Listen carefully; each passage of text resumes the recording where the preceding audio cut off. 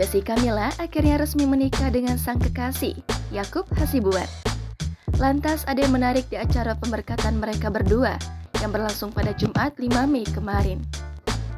Salah satunya adalah aksi Feby Rastanti yang berhasil menyedot perhatian warganet saat sang artis menjadi bridesmaid di acara sahabatnya tersebut.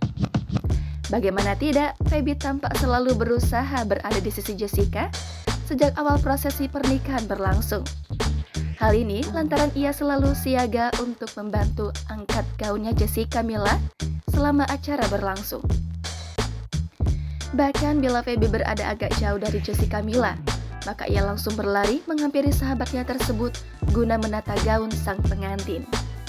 Dalam video yang beredar, tampak Feby mengenakan seragam berwarna ungu selalu bergegas menata gaun yang dikenakan oleh Jessica Mila. Bahkan saat sang sahabat usai melakukan pemberkatan nikah, Feby yang saat itu mengenakan sepatu heels langsung menghampiri Jessica Mila dengan sedikit berlari dan lekas menata kembali gaun sang pengantin. Lebih lanjut, kini video tersebut viral dan menuai beragam tanggapan ketika dibagikan ulang akun Instagram @rumpi_gossip.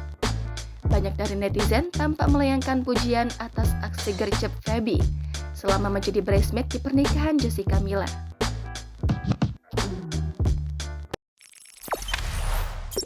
Jangan lupa subscribe, share, komen, dan like ya!